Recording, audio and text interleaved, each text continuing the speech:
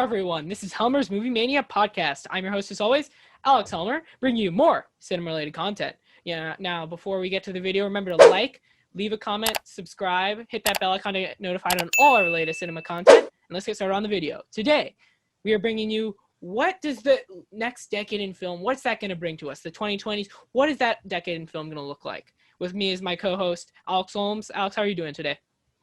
You're doing okay, yeah. Great. Doing So, okay, yes, like I said, we're gonna be talking about what are the 2020s gonna look like? What is this year as we go into 2021, and we had kind of a sense of what 2020 looked like? What is this decade gonna look like? Now, Hollywood has kind of adapted these de facto norms since the 1980s. I feel like that are still active in the industry today.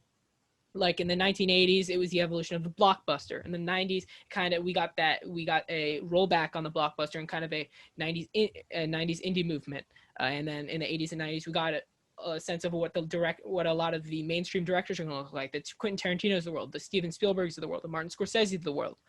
And the 2000s, I feel like, was kind of it continued the indie movement, but then it kind of it developed this a blockbuster kind of vibe that's still very active and continued into the 2010s. And 2010s, I feel like, is the most consequential film decade in history due to the fact that are we really going to get another decade in film in the distant future that is going to be a rollback on this new age of blockbusters? What do you think? Well, I don't know. It's a tough question because you also have that added element of the coronavirus pandemic, that kind of, I feel like, put studios' plans on hold, and they don't have their usual box office data, or at least as good data this year to make their plans. So I feel like there will be a continuation of we've been seeing now. More blockbuster studios are going to mostly put out blockbusters, but with the addendum of streaming services kind of stepping in to fill in the the art house gap, if you will. Like all the auteurs are going to go to Netflix, to Amazon, to Hulu. And I think Martin Scorsese bringing The Irishman to Netflix was kind of that first big step. The cinema guy who always wants you to go to the theater. And the fact that he didn't want to bring it to Netflix in the first place as well, which is like, it's not like Martin Scorsese said. He wanted it. No other studio wanted it. But what I also think is Netflix Prime. 10 years ago, in 2010, for example, those were essential streaming services. It was Netflix Prime. I believe those were the two only streaming services that people thought were essential. And now we have so many more. I mean, do you think that in the 2020s it's going to be the development of the streaming services, and not just Netflix and Amazon, but we're talking CBS All Access, HBO Max, Peacock, which now has the entire Office series with additional content. So what do you think of that? Well, I think we're definitely going to see the winners of the streaming wars are going to be decided this decade. I think there's not enough room for all of them. Just people don't have enough money in their wallets, especially now with the pandemic recession type thing. So I think we're going to see the top ones are going to come out on top and the others are going to fall under. Yeah, I think Netflix is still going to be essential. Prime, probably. HBO Max seemed like a good top three, but Hulu is also has some pretty quality content and a lot of TV shows as well.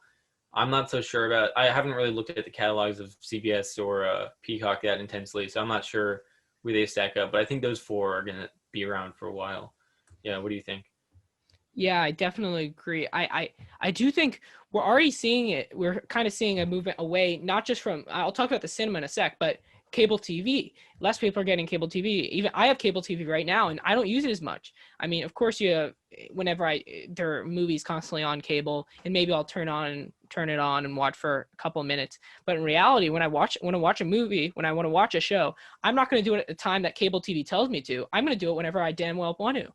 And so that's what streaming that's what streaming delivers, watching this content whenever you want, wherever you want. And so that's what I feel is most important about streaming. And then in regards to the cinema, I'm actually not too sure about the future of cinema. I'm not going to pretend like I know what the future is going to look like for going to the cinema, but I'm just not sure. I mean, ticket prices are high, and then theaters make most of their money off of concessions. Like most of their income comes from concession snacks. And so are the prices still good? That's why the prices were high in the first place.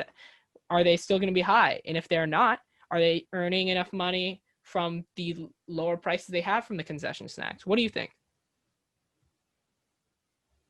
Yeah, I don't know. I mean, that's a tricky question. I mean, I think we're going to see theaters stick around. I think they're going to be okay. We have the vaccine now, so there's like there's a timeline of, there's an end date for this whole pandemic. And I mean, not one date, but like there's hope on the horizon. So I feel like, um, and also with the a potential stimulus with the new Congress and Senate, you could see some money go to movie theaters. I think there was some in one of the previous packages. So I think Oh, I theaters didn't are know going to that. stick Okay. around, but I mean, they're going to look a little different. I think we're going to have that with the date, the I can't talk, the window between the theater release and the VOD release is going to be shortened. I think it's not going to be 3 months, especially now that customers can see, Wonder Woman 84 and all the HBO Max stuff got released on the same day.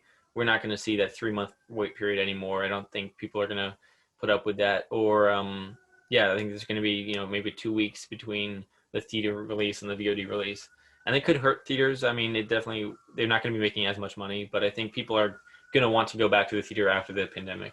Yeah. And I just came up with a statistic real quick because we were talking about kind of, do people have enough willpower and enough kind of room in their lives to be able to hold or and pay for this many streaming services? Now I have a statistic just from it's a statistic. I'll show it up on the screen right now. It was made in March 2020, which granted was a number of months ago. But it's about Peacock, and they basically interviewed members of Generation Z, Millennials, Generation X, and Boomers about their likelihood of purchasing Peacock. Five, six, or sorry, the individual numbers for those who are not at all likely to purchase the streaming services. Among Generation Z, Millennials, Generation X, and Boomers, 31%, 36%, 42%, and 54%. Now that is an extremely high number. For not at all likely to purchase, we have 5%, or sorry, very likely to purchase, 5%, 6%, 5%, and among Boomers, 1%. So yes, that does back up your point. I mean, maybe it has changed since The Office has been on Peacock. It's kind of gotten this revival, but already we're seeing kind of a pushback against this many streaming services being active. So Also, I mean, this could be meaningless, but people have had a lot of time in their hands, so maybe they've maxed out on Office rewatches. I don't know. I'm sure people yeah, have watched it a lot during the pandemic, so maybe they don't need it for the next couple of maybe years. I'm just And in that underestimating time, that many Peacock people will. watch The Office. Yeah. We'll see. So, what do you guys think? What is the upcoming decade going to look like in film? Please sound off in the comments below. Remember to like, comment, subscribe, ring the bell icon, get notified on all our latest cinema content. It's been a pleasure. Thank you. Ciao.